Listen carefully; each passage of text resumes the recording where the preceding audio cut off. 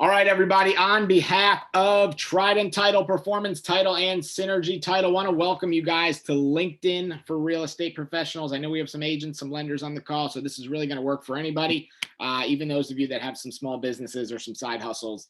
I think today will help. We always get a lot of questions about LinkedIn and who's using it and what to do. And I just wanted to put this together and highlight some of the key things.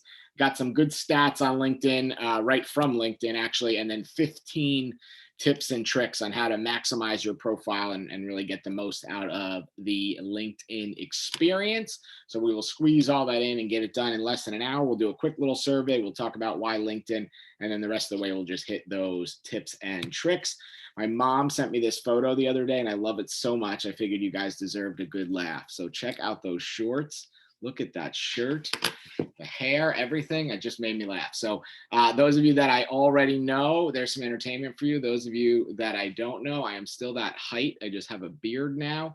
But my name's Ryan McHugh. I work with Trident Performance and Synergy just to help you guys grow your business. I've been a single real estate agent. I ran a really big team. Really big office as well. And now I just work with Trident and Synergy and Performance to help you guys build your business. We're a big believer of the win-win. We know if we help you guys grow your business, we're going to get it back. So that is all we ask, that if you learn something on some of these calls, give us a chance to earn that business. We have a lot of our awesome reps on the call: Gab Bryce, Tracy Sender, Dave Ward. Melissa Kidwell's a little under the weather today, so if you know her, reach out and say hello. And myself. So if you guys need anything, feel free to reach out. And if you can't get a hold of anybody, you could always come after me. So I will throw my info at the end in the chat so you guys can reach me. Let's dive in. I just want to do a quick survey and just find out who is using LinkedIn at least once per week. Just type yes or no in the chat. I want everybody to answer. I don't care what your answer is, but if you're, who is using LinkedIn at least once a week in the chat, just throw in the yes, throw in the no. If you're, I see a couple people no, a couple yeses so far. If your answer is no, that's going to be a tip and trick that we're not going to talk about. It's just going to be, at least once a week for engagement. Like anything else, social media and everything should be a bare minimum of once a week. But those of you that said yes, looks like about half and half so far. Good job.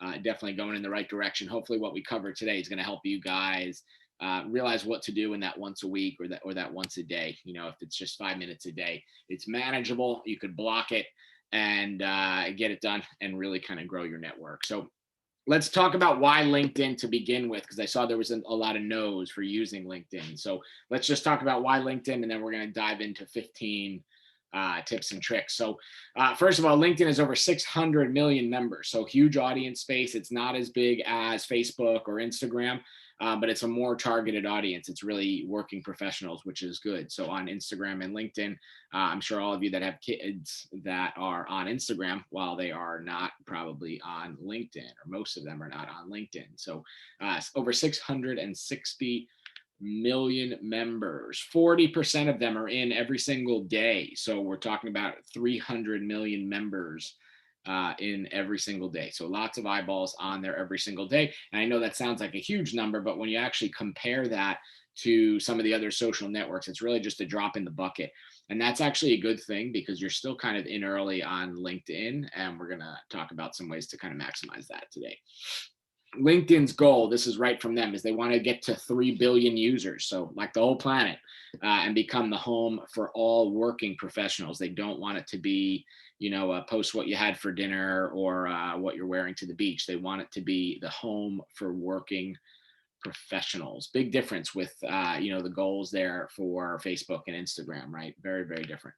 61 million users are senior level professionals or above, which means they're the decision makers. So that's right around 10% of their clientele, or the users are the decision makers in businesses. So when you connect with them, those are people that can make a decision. That usually also means they're earning, right? If they're at a senior level in a position in a business, most likely means they are earning some decent money, which is good, because those are the people that we want to help them, with the roof that's over their head, whether that be selling or buying or investing. So definitely some good people on there to connect. It's the most used social media platform of Fortune 500 companies as well. Again, definitely a plus, because you're getting in front of people that are moving and shaking and that are doing business, not that are, just on there killing their day.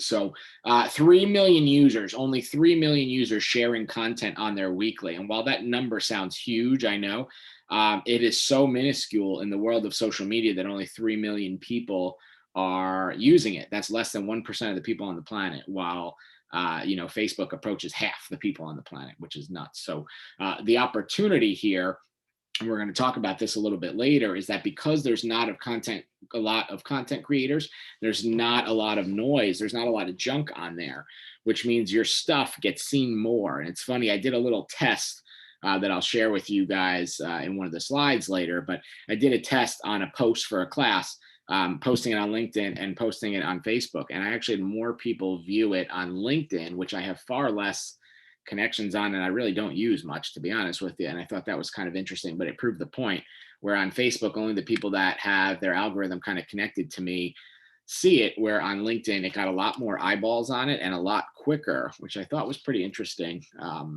Just when you really analyze social. So only 3 million users sharing content on there weekly. So let's dive into some tips and tricks. First one or two are really basic, and then we're going to dive into some stuff that I guarantee none of you guys are using. So number one, first tip and trick is get your profile as close to 100% complete ASAP. Most people don't do this. They have their profile hovering somewhere between 25 and 50% complete. They heard somewhere one day that someone said they should have a LinkedIn, so they plugged in their email, they started it. They used it once or twice and then they never used it again. And I know some of us don't care about LinkedIn. And I'll be honest, in the past, I haven't been a huge LinkedIn person. I'm one of those people that jumps on there once a week, does all my connections, tries to get back to anybody that messaged me on there and see if there's anybody that I know. And that was about it. But some things that you want to make sure you put in there: an image, obviously some kind of a professional photo, ideally one that is the same across all of your brands, so that if people find you on Facebook and they go looking for you on LinkedIn, they match, or the other way around. If they start on LinkedIn and then they go find your Instagram page or your business page or your website, it's clearly the same. So that is definitely one thing that we want to make sure we have attached to that profile no matter what. And I know some of us, myself included, are famous for 10-plus-year-old photos. We want to try to avoid that, of course, but at least make sure it's the same all the way across. Next is your headline. And this is basically like a tagline of what you do. It's like your phrase. So if you have like a phrase or something that you use with your branding, you want to put this in there. But having some sort of a headline, when people search you, a couple of the search filters in LinkedIn, all they see is your name, where you currently work, if you have that on there, and your headline. So they don't see anything else. They don't see experience, college. There's a lot of things that they don't see, but they'll see that name, the image, your current job title, and then a headline. So you want to definitely have something in there, not just leave that blank, to make sure that you stand out. Your skills and training. This is where you see people say, Linda is good at listings, and Carly is good at buyers, and Joe is good at rentals, whatever they may be. You're going to put in your skills and training there, and then people can endorse you, which means like, yes, I've worked with that person, or I would trust them with a buyer or a seller. Or outside of real estate, you'll see, a home inspector, and they'll say their skills and training will be home inspections, maybe mold tests, radon tests, whatever. And when you use them, you can endorse them for that, meaning, you trust them, you've spent your money with them. URLs.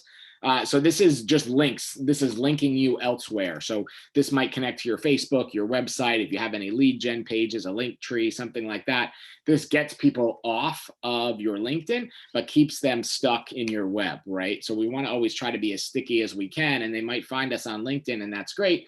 But we want to give them an opportunity to be able to go search for a house or find an event that we're doing or whatever it may be, and using URLs to connect that is important. Those of you that were on last week's class about SEO, we talked a lot about links and URLs and kind of keeping people stuck in your world. And that kind of goes the same here in LinkedIn. So we're not going to talk about SEO today because we did that last week, but having lots of links in your profile filled out, a lot of times the LinkedIn profile will show up pretty high when people search you in the search engine results. So making sure that most of this stuff filled out the best. And then adding some of your personality in there. Just to show that you're not just a robot that just plugged in your email or were forced to do this. So, if you have a fun picture or maybe a fun headline or something about you that is exciting in your bio, just something more than the standard Instagram or LinkedIn rather, boring blah kind of stuff. Just put something in there that has some fire, that has some life, that has some of you, whoever you are, you want to throw that in there a little bit. So a little bit about what one of these things looks like. Just some important things we want to make sure that you do. The first name, last name, and headline obviously are important. Those are on the left side. And then on the right, you can see where that headline kind of pops up and it shows your connections and schools and all that fun stuff. So we'll dive into these things a bit more as we get going here through the class. It never really lets you totally complete the profile without using the LinkedIn paid thing. So you can get it all the way up to pretty far, but then they'll ask you to pay. So you don't have to pay. We're only going to teach one piece that's paid today. Everything else is totally free, but I just want you to know that it is there. All right, next. So now let's dive in here. Besides the basic setup, one thing that you want to make sure that you do is make a company page. And if you're, a broker or you have a team or an office or a mortgage office or something on the call, you want to have one of these for sure, a company page. But if you're just an agent, you want to make you look like a business, you want to have a company page. Very similar to your Facebook business page, your Instagram business page. I'll show you one of them in a second. But this is really to showcase a company, not just an employee. So, if you treat your real estate business like a business, which you should, this is something that you want to have. And this is really great as you add employees as well. It allows people to, check in and endorse and tie into this company or this business that you formed, not just you as a person. And I know a lot of people right now are not thinking necessarily of an exit strategy or hiring staff or team members or whatever. But as you get more successful in this business, that's always kind of one of the goals, is to be able to have an exit plan and to be able to have some leverage. And one of those things you need to do that is a company page, so that if you just say you bring on an admin tomorrow, an executive assistant or a transaction coordinator, or something like that, they can put in their bio, I work at this company, and it can tie it to the company. So it shows that it's real, gives it some credibility, and kind of lets it grow. It allows your employees to be ambassadors for you as well, instead of, just you. It's also good because you can be alerted with mention. So like if people check in or tag it or use it, you'll get a notification that says someone, is trying to reach you or connecting with you. So it's a little different approach, but again, very similar to Facebook and Instagram business pages. This is just like another one of those things that you have to do. It allows you to promote your most important news. So you might not only want to be saying, hey, I got a new listing. You might be talking about some kind of a special you're running where you're giving some closing cost money back to, I don't know, healthcare professionals that helped get us through COVID, whatever it may be. It also allows you to create showcase pages, which we're going to go to actually next. But kind of the foundation, once you set up your profile, if you're running your business like a business, this is what you want to do. You want to make sure that you actually have a company page set up, built out, ready to rock, so people realize you. So I just pulled up the Trident one, and you can see what it looks like as a page, right? It doesn't look like a person. It's clearly a business, and it shows. You can see on the top, it says John also works here. We have 24 of our employees are connected to this on LinkedIn. It has our website, all these things. So it shows where all of our different offices are and all that fun stuff. So same thing. This is exactly what you want to do. Like I said, again, very similar to a Facebook and Instagram business page, but definitely something that you want to do if you want to be more effective at using LinkedIn. Once you do actually create one of these company pages, it then allows you to build what's called a showcase page. So that's our next tip and trick here. And there's 5 different kinds of showcase pages. You're allowed to have up to 10 of them at a time, so they can kind of rotate in and out. But there's 5 different kinds. They don't all necessarily make sense for real estate, but I just want to kind of go through them. And then I'll show you what one looks like. There's a local builder that has a pretty good one that I'll show you guys. So the showcase page is the 5 different ways or the 5 different strategies here. Number 1 is for a product. And now this might be a little tough in our world because, our products, our inventory, our houses, and they're always coming up and down, especially in today's marketplace. And because we only have the ability to have 10 of these at a time, if you're carrying 10 listings, you don't necessarily want this to take up everything. However, you could make a showcase page for a product, for a house that you have, or if there's something really unique that you do in your business, you could do that there as well. Second one is an event. So you can have a showcase page for an event that you're working on. So if you do a client appreciation party, or maybe you're sponsoring an event or putting something together, that would be where you would create this, or this would be where you want to do that, because you can drive people to a page that feels like it's almost like its own mini website just for that event that you're putting on.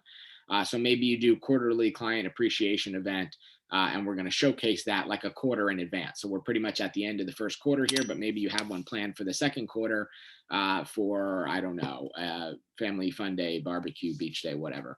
In May, you could start building that out now, maybe take a couple pictures of the event location, like if you're going to do it at a, I don't know, park at the beach, talk about what it's going to be like, what times, what's going to be there, what the COVID restrictions and life restrictions are going to be like for that, and start building that out.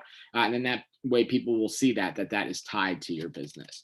Number 3, a marketplace. Again, not a huge real estate use here. You could kind of make a marketplace with rentals or sales or something that you're working on. That is set up a little more for, you know, retail store kind of people, or people that are selling lots and lots of products. So again, it could tie into real estate for sure, but so far, number 2, really probably the best one. Number 4, your partners. So people that you work with regularly. So hopefully us as your title company. You might have a mortgage lender or a couple mortgage lenders that you work with, maybe an inspector, maybe a insurance person, people. This is for people that you work with regularly on your transaction, and you want the public to see who you're partnered with and who you're working with regularly, so that when they find you or they stumble across you, or maybe they're already working with you and they just want to see what the experience is going to be like, they'll be able to see the partners that you're regularly in business with, that you're referring, and be able to dig and find a little bit of information about them as well. And number 5 is initiatives. So these are, you know, charitable efforts or things that you do in the community. So if you, you know, I know some people that give money every closing to things, right? It might be the Children's Hospital. It might be, I don't know, the Cancer Foundation. It might be the toy drives, the bike drives, the soup kitchen, the food pantries, whatever it may be. This is kind of your opportunity to show that off. So if you're doing charitable things or good things around the community, or volunteering, or Habitat for Humanity, or whatever, one of these showcase pages, it's not, you know, a brag page. You should have one of these. You should be telling your story. So if you're doing good things out there in the world, create one of these, because a lot of times people want to work with other people that have the same, you know, charitable ideas that they may have. And a lot of times you'd be surprised. I know some people say, oh, I don't want that stuff being seen. And there's a difference between bragging about it and, you know, just letting people know that they're out there, where, you know, if you do a closing and you contribute money to a cause, or you do a 5K for this, or a marathon for that, or whatever you're doing that's kind of helping people, you're going to realize that there'll be some other people that want to work with you just because they have similar passions or similar interests and similar groups that they want to help. So don't think of that page as a brag or a show off. You know, there's obviously a line you can walk on that and make it really valuable. So if there's something that you're doing regularly, I would get that into that initiative page. And then the last little note here is 10 of them is the max you can have at a time. So you can have up to 10 at once, but let's say you make 10 and one of them is an event, and then that event passes, you could then take that showcase page down if you want, and then start your next one. So and same with listings, kind of, if you have it set up as a product or a marketplace, you know, if you put a listing up today, most of these listings are gone tomorrow. So within a couple of days, maybe you take that page down and then start on the next one. So a little different than the actual company page that we talked about before. More of things that are like staples on your page that are regularly kind of showing who you are, who you work with, you know, what you're all about, what your kind of mission statement is in your business. Here's an example one. This is a DR Horton one, and they have this one, Life at DR Horton, which is pretty cool. And they have a showcase page for real estate agents, you know, showing that they partner with real estate agents and what they do and what it's like working with them as a real estate agent stuff. So one of their showcase pages is this. It's all about real estate agents, because they want to show that they want to work with real estate agents. And every builder is not always like that. And especially now, we know some builders are, you know, kind of cutting agents out because the market's crazy and they don't think they need us. So look at these kinds of pages and just to get some ideas from. It's not super content heavy. You know, this page right here has 3 pictures on it and 2 little chunks of text. So this is not something that should take a million hours to do. It's just something that you have. They have another one you can see on the top there, an internship program. You know, so that's an initiative that they're doing, trying to get kids that are 18 and just getting a license or looking for a career into new homes or new construction. So check out that page and create some showcase pages that you can use in your business. All right, next, become a professional stalker of HR professionals. One of the best things that you can do with LinkedIn is use it to build relationships or find relationships that you never would have found before, especially during, you know, COVID this last year. I can't believe it's been a year. Really, I think this is actually, we're almost exactly 1 year from when we did our first Zoom because of COVID. It's been difficult the last year or so, right? A lot of times we would go to networking events, or, as a realtor, you might hear there's I don't know, an event with all kinds of attorneys or all kinds of people that are doing the same thing that are not realtors. And we would go to that event and that would be our way in. Right now, we can't really do that, right? They're starting to come back slowly and just trickle back into the world. But, one way that you can use LinkedIn is, I'm obviously kind of joking here about being a stalker, but it's a great way to approach HR professionals of companies that are in your area, wherever you may live. I know we have people all over the state and some out of state, even on the call here. It's a great way to start connecting with those people and figure out what you need to do to build that relationship, because a lot of times they're the ones that know before anybody else knows, right? The boss says, hey, we're going to give Johnny a raise, and he tells the HR person first so that they could start preparing the books and, the finances and the change in the pay stubs. Or maybe they're relocating 20 people from a north location to a south location. That HR person knows before anybody else. So knowing those people and being able to connect with them and do what you need to do to build a relationship with them is really big. And LinkedIn makes it ridiculously simple to find these people. I just took a quick screenshot here.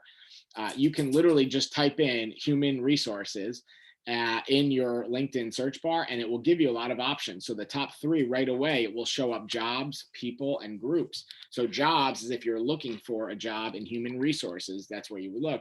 But people is going to show you everyone that has that in their profession. So you'd be able to find anyone that has human resources in their profession, and then you can search it by area. So later I'm going to show you a search that I did by area, where you just type in human resources Jupiter and you find out whoever lives in Jupiter that is in the human resources field, and use this to kind of start those connections. So it's a powerful tool. It's a very different style search than Facebook, because you see the first 3 things that come up, this is in every search, this is not unique, are always jobs, people, and groups. So it's, if you're looking for a job, great. If you're looking for a specific person to connect with that's in that field, it's very easy to find them. And if you're looking for a group, it's like a support social group where maybe all of the human resources professionals in Florida have a group and they talk about common issues maybe that they have with, I don't know, payroll taxes or relocation or whatever. So use this to your advantage for human resources professionals and other people as well. The other thing I would kind of suggest doing is, if you came from another world, I know a lot of people in real estate, this is a second, third, fourth, fifth career, whatever, you came from something else, use this to connect with those people as well. So if you were whatever, a banker before, or whatever profession you were in, you can use this tool to be able to search all the people that were in that field as well, and then realize that you have a pretty much instant connection with all those people because you were in that field. So you can use that kind of as a way to, connect and kind of tie in with them. Alumni is another one. We're going to talk a little bit about that later actually as well, but just keep that tool in mind. The search bar in here is really your friend. It's one of the most powerful ones in all of social media because of the way it searches people. So use that to your advantage. All right, next is create LinkedIn groups.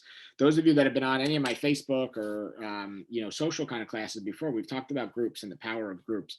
Facebook is light years ahead of all the other social platforms with these groups.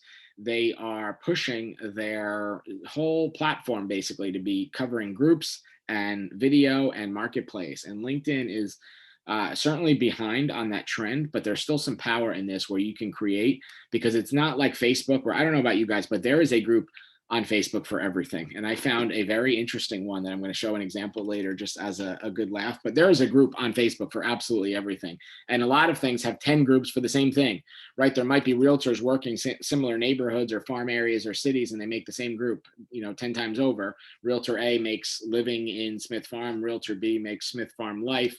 Realtor C makes lifestyles of the Smith Farm famous, whatever, and it's essentially the same group. They're trying to do the same thing. Where with LinkedIn, that is so far behind. There are just not as many groups on LinkedIn. So you have an opportunity to kind of get in here ground floor and early and adapt the people that are going to use this platform. And of course, it's not going to be everybody, right? Because some people just prefer Facebook and Instagram, and that's fine. But you get to get in here a lot earlier than if you're starting a Facebook group right now. And you get to curate those content pieces and the members, which are key because you're driving the ship, right? When you're in a group, it's somebody else's ship to drive that you're just on board. But when you create the group, you're driving the ship. You're leading the charge, creating the content. and you can determine who you want on or off the ship, which is, a good thing for sure. So I just created a quick one for fun just to kind of show you guys the example of it. But when you create one of these groups, it shows right in there who's the admin. It shows what the about or what the goal is. It gives you the ability to invite people that you're already connected with. You can tie it to a physical location. So this is a great one to have for your database, just like we would on Facebook. It's also great to have if there's a group of professionals or, maybe a field that you specialize in. So I saw Linda Brennan was on here before. So she does a lot of like Loxahatchee based stuff, lifestyle stuff, where they go out to eat, where they hang out, whatever they do in that area. It might be, I don't know, professionals in Loxahatchee. Like Carly, I know was always like with veterans and military stuff. So maybe it's, military professionals, I don't know, in their second career, whatever it may be, just something that you work on, regularly that that might be a niche for you. And this is not as social as some of the Facebook groups, right? So this is not just, everybody that likes bike riding. This is more professional. Ideally, we want to tie this in on the professional side, not just the social or, physical activity or, the Friday night drinking club. This is a group of people that have like-minded professional pathways that you want to connect with, and think of what that niche might be, for you. It might be divorced professionals, it might be veterans, it might be second career, it might be starting a career in their second home, in their new area or in their new city, whatever it might be. Things that you can connect people with on a professional level is what you want to use these groups for. All right, LinkedIn Premium. This is the only spot we're going to talk about paid here, but I just want you to be aware there is a pay to play section in LinkedIn. And it does add some interesting things to you. So there's some different options for it. I think I took a screenshot of that later that I'll show you. But what it allows you to do is, and there's different tiers and prices and all that stuff. But number one is it allows you to see who's looking at your profile, which is kind of interesting because I get these emails all the time. I don't know if you guys get them too, but it'll say like 5 people looked at your profile today. And like in my head, I'm always like, I wonder who that was or why they're looking, or maybe I could start a conversation with them. But if you don't pay, you don't actually get to see that. You don't get to know who it is. So the pay to play thing is kind of cool for that. It allows you to send 15 what they call in-mail messages per month. Now, if you've been on LinkedIn for a while, there's some spam messengers. There's some people, this drives me insane, but there are some people that as soon as they make a connection, they have it auto set that it sends them a message. So let's just say me and Allison become friends today, and then she automatically sends me a message. And it says, hey, I'm Allison, I run XYZ business, you should use it. Like, to me, it just drives me insane that there's no personal connection or anything before that. But these like in-mail messages are almost like a private messaging service inside of LinkedIn. And what I've heard a lot of people doing is when they pay for this, they use this to try to reach out to people that they would never connect with. So they're not necessarily sending this to friends and family and people that they already know. They might be sending it or using it for high net worth people or, maybe businesses that they're trying to get into that they just don't have a way in, or they don't have a person to get them in there. These like private messages kind of have more weight to them because people know that you're essentially paying just to send them a message.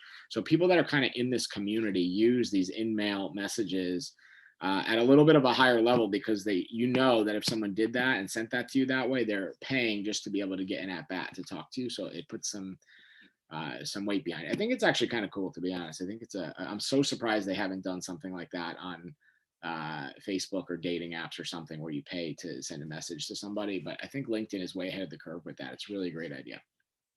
Business to business ads. So you can run ads just like you would on any other social platform, but that are specifically targeted to only certain businesses, right? So as a title company, we could run ads just to real estate agents or real estate brokerages. And as a real estate company, you might be able to run ads just to, I don't know, rental communities or something like that. People that are like a strict targeting segment based on certain businesses. So, people like that, I just thought of this off the top of my head as I was saying that, but imagine connecting with all the leasing specialists or leasing consultants at rental communities, making a good relationship with them. And when they get people that come in there and lease a property and maybe they're a good tenant for a year or two, and then they know they're starting to look to move out, you have that connection or that relationship with them to build out. I'm sure that's a strategy that people are using on LinkedIn, but it just kind of came to my head there. Sponsored content. So this is what you see popping up or rising to the top. So when you're scrolling through LinkedIn, every couple of posts, you'll see something that says sponsored content. And it means you want people to see your content. This is not necessarily an ad, but you're paying for it. So you're not running an ad with a picture of you and saying, hey, I'm a great realtor, buy a house. This is you curating a piece of content, building something out. Maybe it's an infographic. Maybe it's a video, maybe it's a post about why it's a good time to buy or why you should buy versus rent or whatever, and then paying to get that content seen. As opposed, it's kind of like a boost, like similar to a boost, but it is not necessarily just your normal ad where it's just a picture and we're hoping that people click on it and kind of go our way. Then there's messaging ads. So the messaging ads are actually using the messenger tool. Where you can kind of send people out. Facebook's been doing this for years and they're super effective. I don't think the messaging platform on LinkedIn is as annoying on your phone as Facebook's is. So Facebook works so well because everybody has that Messenger app downloaded. With this one, people still have to go through the LinkedIn app to get to Messenger. So I'm sure it's still effective, but haven't done a lot of that. So I'm not going to pretend on that one. And then text ads. These are your old fashioned ads. These are the ads like you see on Facebook where you're scrolling down the LinkedIn feed and then on the side or on the top or on the left or on the right, you'll see some of these ads. So I threw some examples in here. There's a lot to look at on this page. I get it, but I just wanted to kind of show you a couple things. So on the very top, you could see the premium thing. All the different levels. So there's the career, there's the business, or there's the sales. So the career is basically if you're looking for a job, you can show up higher in the job ranking. So we're not talking about that one. Business is one of the ones that we would be doing because it is allowing you to grow a network at a faster level or a faster rate. And then sales also, we are in sales too. All of us that are on this call are in sales too, right? So it helps you find leads and, different accounts and different opportunities in your market. On the right side, you'll see that was just a job ad that just pops up. All these things just pop up on my thing all the time. It's just people looking, I'm assuming for people that fit certain criteria, you get job ads that they're running. On the left side, you'll see promoted content from realtor.com. That's an example of what the promoted content looks like. And then on the bottom, you'll see an ad that I get all the time for a healthcare MBA. I don't know why they ever think I would be smart enough to do that, but you'll see that on the top and you'll see those ads on the top. So those are kind of all the different kinds of ads that you see on LinkedIn and that you can advertise and use. I just wanted to give you guys a little idea on how to use them. If you look on the left side towards the bottom, you can see it says who viewed your profile. And this is since the last time you were on. And this is the part that I was telling you that if you use the paid thing, you can click on that 26 and see who viewed my profile. But if you don't, you just see 26 blurred faces that 26 people looked at my page. So all those are kind of the perks of the premium. Again, just a tip and trick. This is not like you have to go do this. But if you're trying to get better at LinkedIn, this is one thing you definitely want to use. All right, posting consistent content. We talk about this all the time, but the biggest opportunity for this right now really is LinkedIn because it's the least amount of people on there. Like we talked about earlier, the least amount of people posting content. So some content that does really well on LinkedIn, and this is actually from LinkedIn. This is information from LinkedIn. They said the best thing that salespeople can do is do myth busting content, which is basically like, hey, this is what the world thinks, or this is what people say, and then this is the truth, right? So it's like the fake news busters. This is a myth busting content example could be, oh, you need 20% down to buy a house, right? We all pretty much, hopefully on this call, know that that's not true.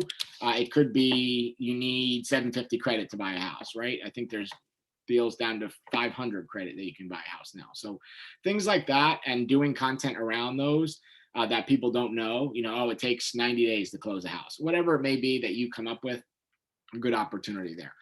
Telling some kind of a story. So this is the story of how I met Sally and John, and they, worked together and built up a savings account. And then the market was so crazy, and then they couldn't buy a house, and then they were stuck in a rental for a little while. And then I went door knocking around the neighborhood they wanted to live in, found them the house, and everybody lived happily ever after. Whatever your story might be.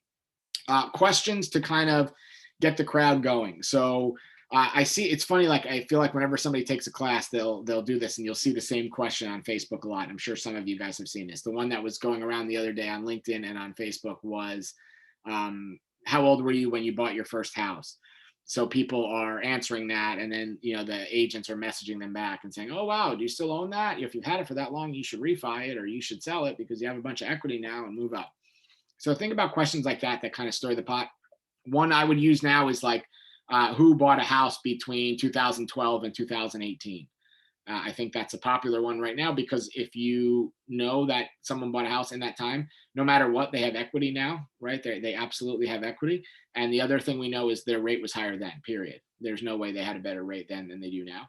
So, it gives you some opportunities for a conversation there. So think about questions that you can kind of stir the pot with to be able to have a conversation, right? To lead yourself into a conversation that you might not have had without using that to stir the pot.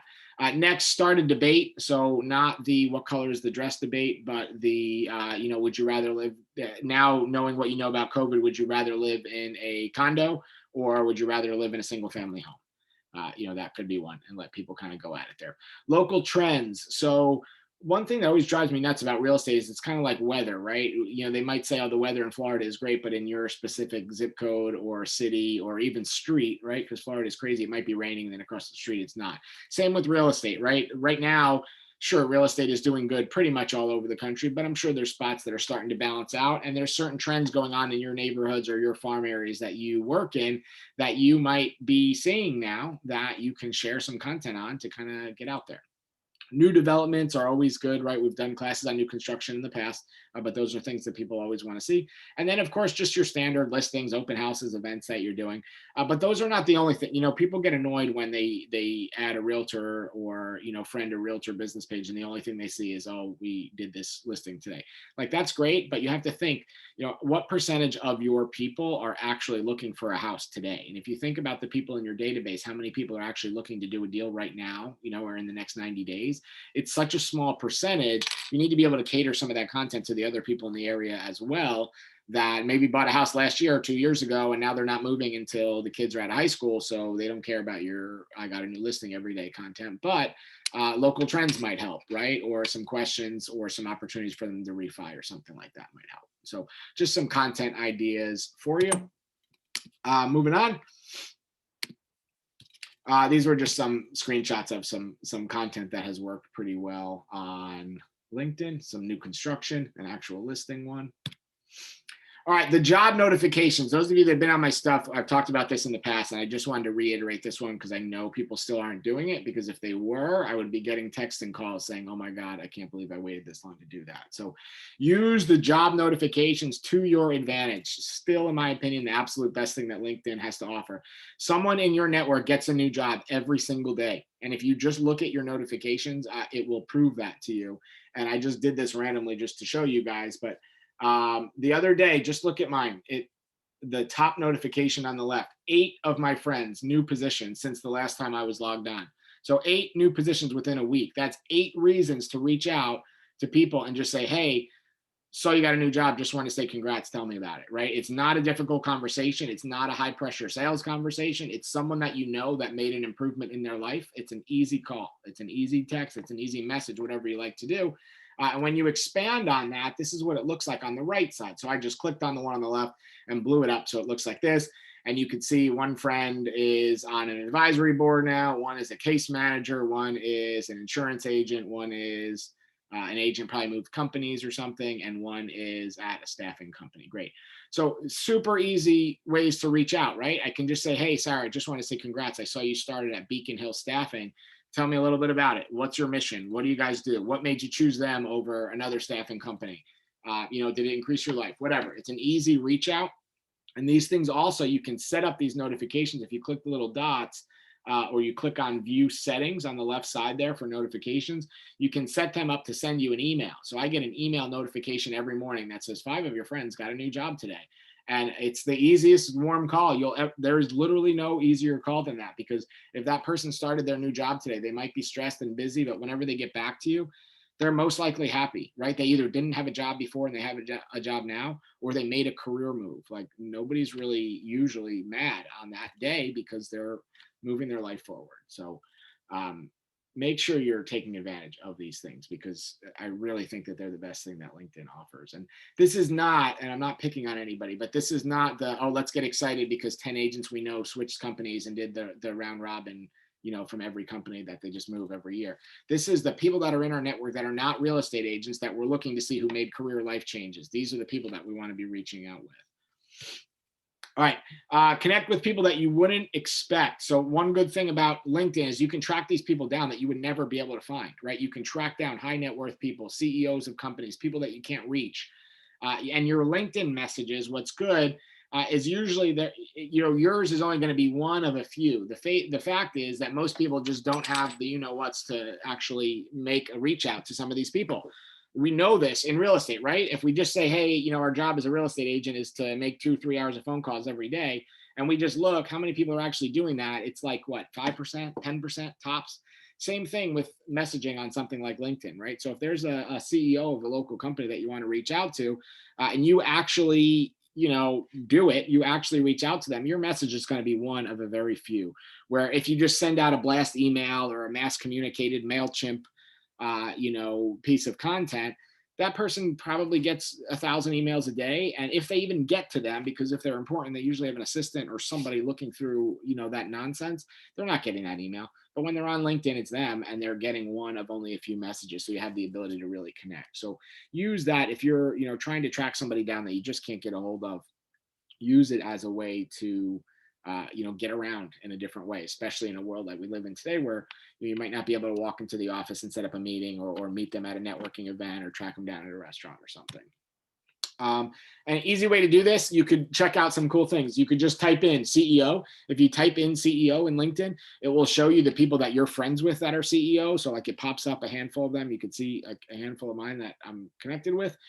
But you could also just type in CEO, and you'll see the third one where it says in people. And if you click on that CEO in people, it will show you everybody that's tagged as a CEO, and then you can filter it. So you could say, okay, I want all the CEOs that live in Palm Beach County, whatever, and see what company connects with me or that I'm into, and then start going after them. So the search feature, again, we talked about this earlier, I know, but the search feature is really powerful on this. It gives you a lot of opportunities to connect with people that you just never would. LinkedIn is kind of the 21st century business to business cold calling, right? So one thing that's cool is, if you used to do business to business sales, if any of you have been in that, I know some of you guys have been in, telecom sales or copier sales or whatever, where you have to go from business to business and literally knock on the door, even pharma kind of stuff, you go to each doctor's office, or you go to each business that you want to attack and knock on the door and hope you get in. And usually if you don't have food or alcohol or snacks or something, you don't get in. And even if you do, they don't really give you any time of day besides eating that food. LinkedIn kind of allows you to do that from home with your pajamas on, right? You can search by certain locations or certain company types and just find whatever you want and start connecting with these people, sending them messages, and building that relationship. So just an example, I typed in Jupiter, Florida in up top. And it pops up local businesses. It'll just show you all different local businesses that are closest to the area that I picked. You can change companies, locations, industry, the size of company. There's all different filters, tons and tons of filters. But you can just use this to start connecting with local businesses if you're not comfortable going out, or you're just starting to kind of like break the ice and get those relationships going, where maybe you connect in on LinkedIn, send them a message that you're going to stop by and do a quick 30-second video about them and a local business spotlight. You're just starting to build a relationship that you might not have, or that you might not have stumbled across or knocked on their door, in any other way. LinkedIn carries less noise. So one of the big things I like about this is there's fewer people trying to impress an audience, right? If you look at Facebook, it's always who's eating what they're wearing, what their fitness level is like, how much money they made last week, whatever. That's most of social media nowadays. There's none of that on LinkedIn, which is what I kind of love about LinkedIn. It's more eyeballs on events, on open houses, and less people just trying to impress. People that are going on there, it's business minded. It's more of a professional environment where, there's just kind of less noise. There's less junk out there. And, like I had said earlier, I took a little screenshot, but I had posted a class a while back, and I just went back to look and see how it compared. And on LinkedIn, you could see 252 views, where on Facebook, it had like 25 views, like 10% of that. And I have far more friends on Facebook than I have on LinkedIn, by the way. You could see 2142 on LinkedIn. So more than 10% of my people on LinkedIn saw it. where it was like less than 5% of my Facebook population saw it. So, if you're doing classes, if you're doing events, if you're having specials, if you're doing content, get them on LinkedIn too, and start connecting with people in a different way than you might have before. Couple other things, then we'll wrap up. Let LinkedIn do some work for you. So LinkedIn is one of the smartest algorithms for connecting with people. And one of the things that I really like about LinkedIn is if you connect your email account, like I connect my business email account, and it will do a couple things. Number one, right away, it'll recognize anybody that you've ever emailed, and it will hint you or suggest that you start connecting with them. The thing I like about this for real estate, because when you connect that, we all know that a lot of the people that we email with regularly are us, right? Your title people, your mortgage people, agents on the other side, inspectors, insurance people, all the people that are transactional that need to get the job done. But what I like about LinkedIn is if you connect your real estate email that you use for lead gen. So one of the things I always used to do with LinkedIn was we had one email that was our lead gen email. And in that one, that's like where all the buyer leads would go and everything would come out of there. If we sent out like an MLS search, it would go through there. If someone responded to a Facebook ad or whatever, it would all come into one email. It was all housed just to have one spot that was just strictly for leads. If you connect that, it will hunt those leads down for you and allow you to be suggested to connect with them on LinkedIn without them recognizing you as spam or a stranger. So the last tip is kind of funny, and we'll go to that in a second. It's about not talking to strangers, which is, the age-old thing we tell our kids, right? But it really is valid in LinkedIn because it wants to see, do you have some sort of an actual connection with these people, or are you just going through and spam adding everybody you possibly can and sending junk? And it penalizes the people that do that. So if you're someone that has, a pile of internet leads sitting around, connect that email or connect those contacts to LinkedIn, and you'll see really quickly, oh, hey, I have 1,500 internet leads sitting around. I connected that email or that set of contacts to LinkedIn, and now it's going to allow me to connect with them and recognize that they're a connection because they've been connected with me in some form in my life. So it's a huge opportunity to use that algorithm to help connect with people more than just who you can remember, you can find off the top of your head.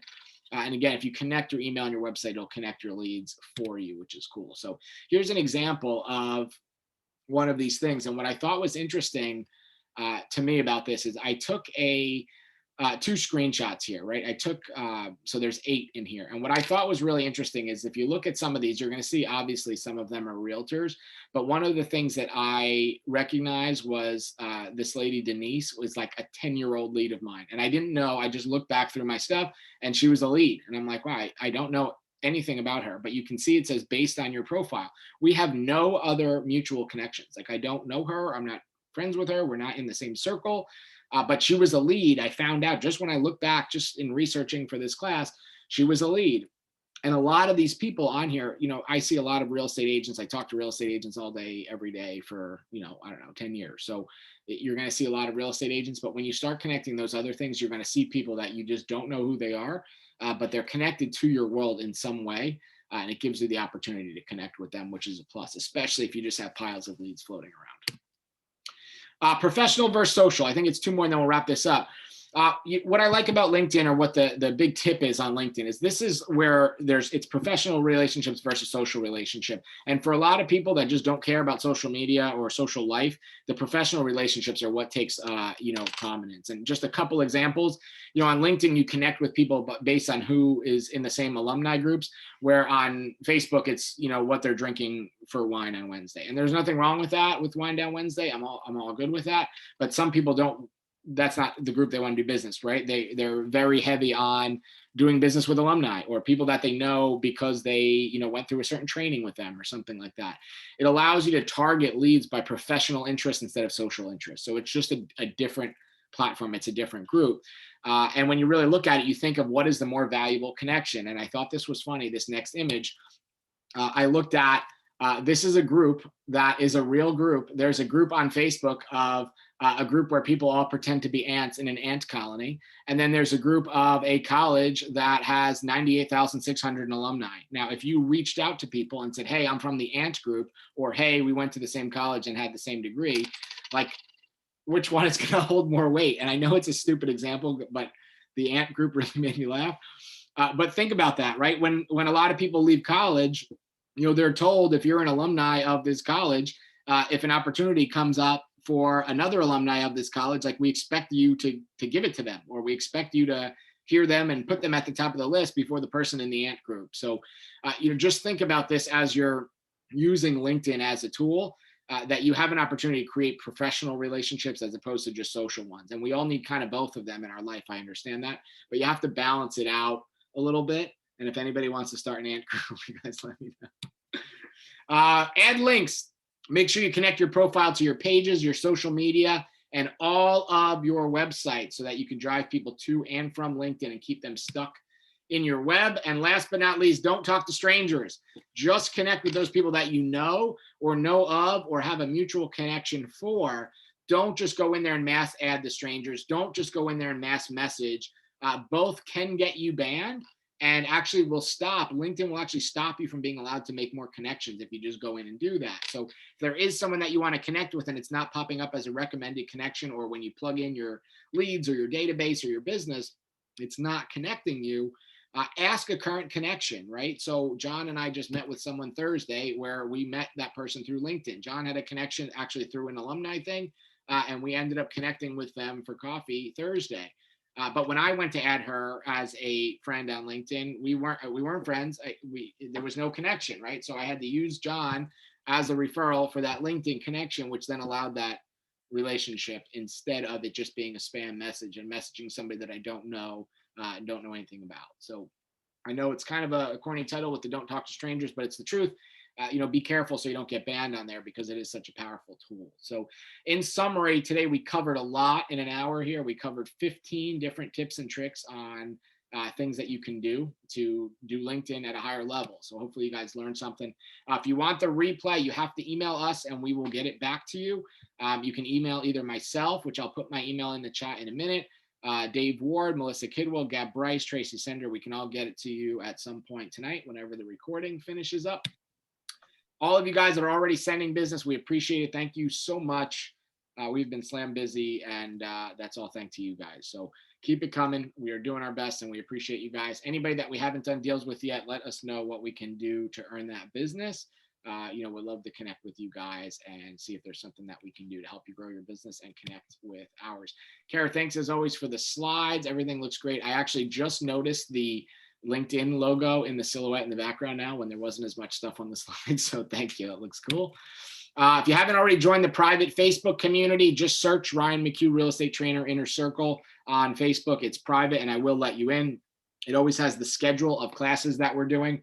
I have some scripts in there. I do some live videos and some random trainings in there just when I get a topic in my head or something I want to chat about. So jump in that if you aren't already in there. Coming up Thursday at 4, this Thursday, Better Call Paul. We're doing a kind of like a Title 101 class, but it's just what realtors can and cannot say. One of the things I learned from Paul, and I continue to learn from him every time I jump on a call or get to see him or hang out with him, is and are the things that realtors do to get themselves in trouble or to get them sued throughout the transaction, that they think they're just trying to help or be a part of something. But it ends up being, a huge mess. And we just want to kind of give you guys some tips and tricks on this of what you can say, what you can analyze. Like for instance, realtors analyzing the title commitment or the loan commitment. The truth is you're just not qualified to do that. And maybe some of you are, but 99% of you, myself included, are not.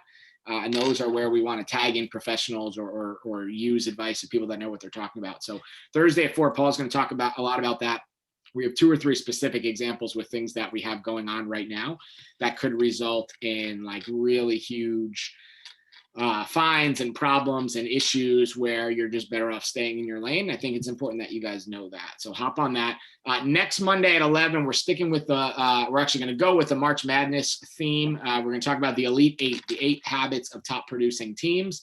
It's actually the kickoff Monday, 1 week from today, of the Elite 8 also. So lined up, wanted to have a fun little theme there. Everybody else, we will see you guys next week. I appreciate you all as always. And if there is anything you need or that we can do for you, let us know. Any questions?